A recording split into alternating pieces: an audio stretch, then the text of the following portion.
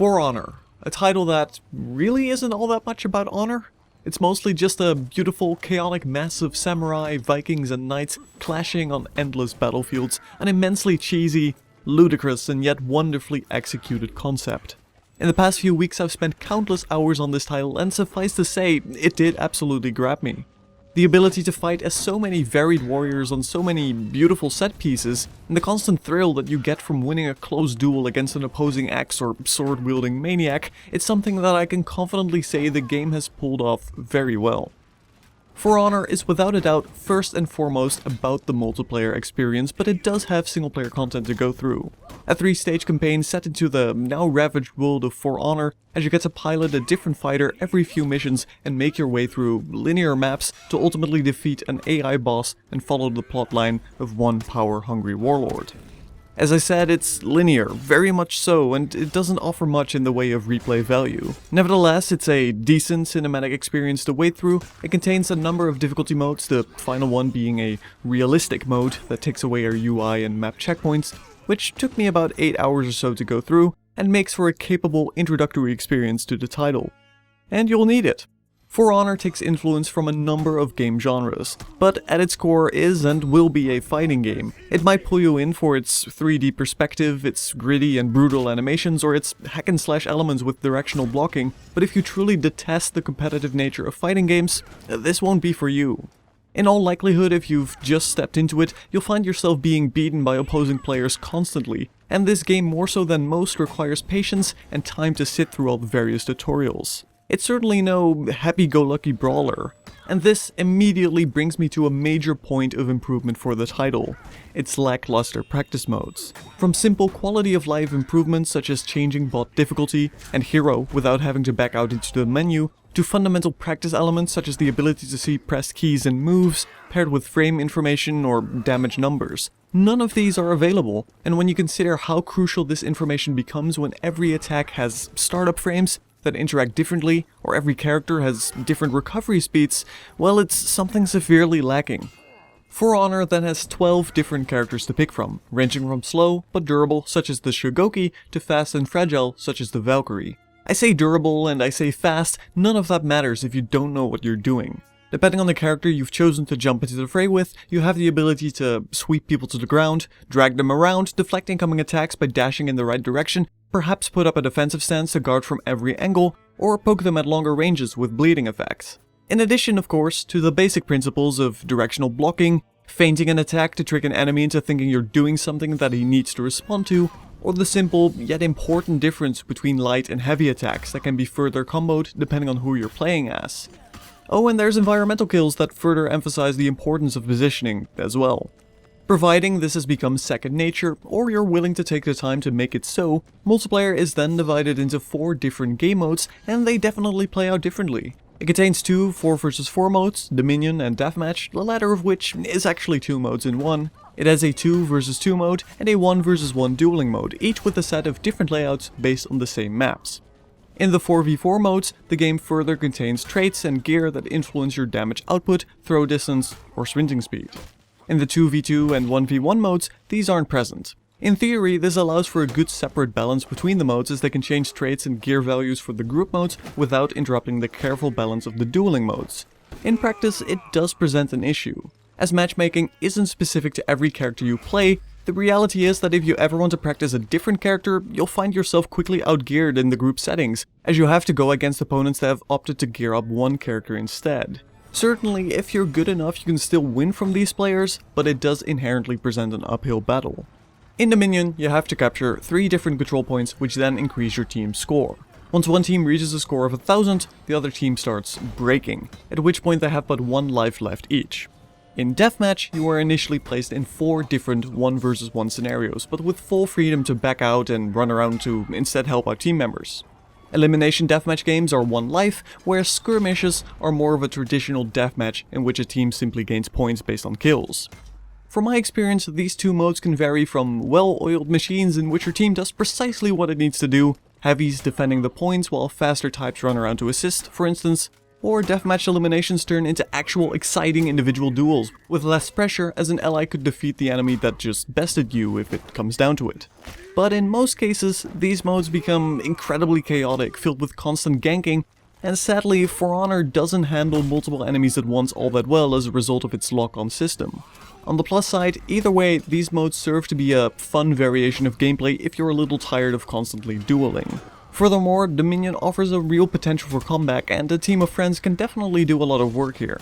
On the downside, however, I find the concept of boosts in deathmatch not meshing all too well with the character differences. As previously mentioned, each of these 12 characters have different animation, attack and recovery speeds, and this plays into sprinting as well, which frequently turn elimination into awkward experiences where fast classes simply break away immediately to run around collecting damage and armor boosts that for some reason spawn at the start, as opposed to after a set amount of time or kills, which would have created for a more interesting map control element. This makes playing slower classes a real detrimental element to these game modes that isn't offset in any meaningful way. In theory, they have a slightly better chance at dealing with multiple enemies, but this is far from For Honor's strong suit, and against clever opponents you don't really stand much of a chance in those situations anyway. They can be fun, certainly, they at least serve as a solid mix-up in gameplay, but ultimately I find the meat of the game to really come down to the 2v2 and 1v1 dueling modes that include none of that nonsense and are plainly about individual skill. And mechanically, For Honor rewards individual skill extremely well as it employs a number of clever elements to shape a really strong, unique fighting game. Dodge-heavy characters, for instance, can be very strong in the right hands, and yet dodging can be punished through uncontested guard breaks. Cancelling the right attack at the right time through the use of feinting is constantly rewarding and adds a real layer of mind games to the title, and with each character having different animation timings or attack ranges, learning the game logic is immensely important. One of For Honor's strongest suits then is how it manages to create interesting and varied characters. Yes, a Conqueror and Warlord might both have an unstoppable charge of sorts, but they play out in a very different way through speed, direction and follow-ups that all differ. Learning a different character is essentially approaching the game from a whole different angle. Meanwhile, when you are bested by an enemy, it generally is or should feel as your own mistake. With the exception of some of the dueling maps that pit you too unfairly on bridges that can lead to cheap instant kill deaths, there are very few illogical elements to the dueling, and every death ultimately boils down to a missed block, parry, or overconfident aggression. As virtually every animation is elaborate and immensely telegraphed, the chance of being hit with something too fast to react to is severely diminished, and this generally creates for a more accepting loss. When it comes to dueling, I found very little to be frustrating once I understood the game's mechanics. So how about For Honor's competitive longevity? As with all competitive games, balance is immensely important, an ongoing process that will likely change continuously throughout a title's lifespan.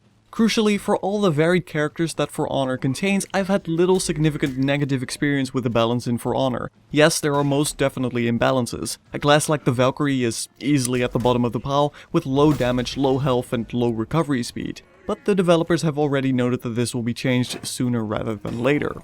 The Raider or Lawbringer, for instance, could do with some touching up as well, no doubt, and at the top of the ranking, far above anyone else, stands the Warden. A simple yet extremely efficient class thanks to a series of moves that can be cancelled and changed into other moves over and over, leaving an opponent continuously guessing. Yet I found this hardly frustrating, and it didn't take away a whole lot from the overall experience, with the majority of characters and movesets having counters and answers that simply take some time to get used to. At no point did I feel like I really couldn't be effective with anyone, nor that I couldn't beat a certain character once I had given it some time to learn their abilities. It's certainly not perfect, but a very good baseline balance to work with. At the more fundamental level, we can take a look at the core mechanics and how these interact, and pretty much at the center of it all stands the guard break mechanic, a simple button press that attempts to stun the opponent, leaving them vulnerable for a brief period of time unless they counter it within a short window, outside of specific guard break moments that simply can't be countered inherently. This is a mechanic that is first and foremost hard to learn, but once it becomes muscle memory, it essentially turns into a non-issue, a mechanic so fundamentally designed to break the defenses of the opponent, and yet except for specific conditions becomes relatively pointless in that purpose. It is still useful, crucial in fact for certain characters to deal their main sources of damage with, but at higher levels of play this mechanic has moved away entirely from punishing a defensive player to becoming a core rotation of sorts as punishment for an aggressive move, most often after parrying an attack from the enemy. And this leads to what is probably the core issue of competitive play at the higher levels currently: defensive playstyles. Yes, there is a real difference between characters, and as someone who thoroughly enjoys more reactive defensive playstyles, I'm very happy that characters like the Conqueror or Warlord play into this more than most, but regardless, the point remains that most high-level players will stay as passive as possible, as it is more rewarding to do so. The Warden, in this case, is really the main exception thanks to his aforementioned moveset. Mechanics such as feints, meant to lure out parries from a defensive player, might then have too little of an impact to solely rely on when guard break stops being an issue, and a lot of parries can be done from a relatively safe position anyway. Granted, it will take time to really narrow down the nuances in this gameplay, and it will be an important development for the game in general, but suffice to say For Honor can do with moving in a more aggressive, rewarding path. At least for the characters meant to be aggressive. Perhaps defensive moves need more stamina punishment, perhaps parries shouldn't remove as much or any stamina at all from the attacker, or perhaps chip damage just needs to be a whole lot higher. Either way, the defense-offense balance is a little too out of whack and is the core competitive issue at the moment. The fact that this discussion even is present though, does prove that For Honor is an immensely complex title worthy of competitive attention. And for most people, honestly, this perceived overwhelming defensive playstyle is really a non-issue, but nevertheless interesting to keep an eye on. Finally, I'd be remiss if I wouldn't touch on the rather contentious issue of peer-to-peer connectivity. Currently For Honor doesn't utilize dedicated servers, and as a result your experience is going to vary. At no point did I find myself in situations where a block didn't register, and from a defensive standpoint it's easy to tell that the game handles this very well. During duels, be they 1v1 or 2v2, I practically never had any connectivity issues, but in the 4v4 modes, it's certainly not uncommon to get stuck in reconnection loops as a player leaves. To be frank, it hardly bothered me, but this will vary wildly from person to person. Secondly, the game also contains microtransactions, though if I wouldn't have made it a point to mention them here, I wouldn't have even noticed it. The 12 characters can all be played from the very start, unlocking them merely gives you the option to visually customize them, and if you do the basic tutorials, which again you should, you're given enough in-game currency to unlock anyone you please anyway. Furthermore, the steel can be spent on experience boosts or outfits, but steel is quite easily rewarded after every match. In the end, For Honor is extremely tense and exciting, and yet it remains incredibly flashy and great to look at. The campaign is a decent distraction and fun to go through once, but ultimately the real content is in its competitive multiplayer setting. It's very unique, very rewarding, and flawed as it may be in places, it's a brilliant fighting game well worth checking out.